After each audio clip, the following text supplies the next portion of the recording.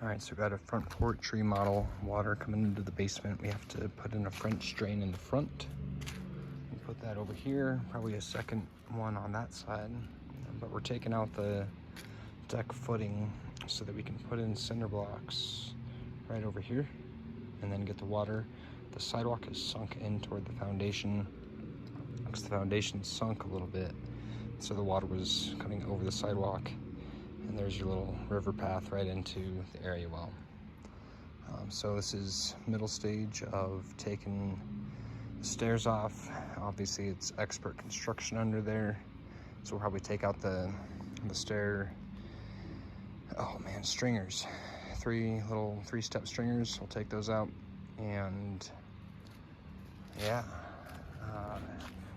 mostly crowbars. Like this.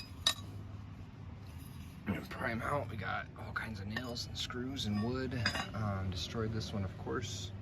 But now we're gonna pick this up and out of here. And then cinder block over here so that we have a little wall going this way. And then over here we'll bang out the concrete and get this thing draining. Because right now, as you can see, it's sloping towards us, the entire yard, which went straight into the basement. Work in progress. Check out that riverbed. Oh yeah.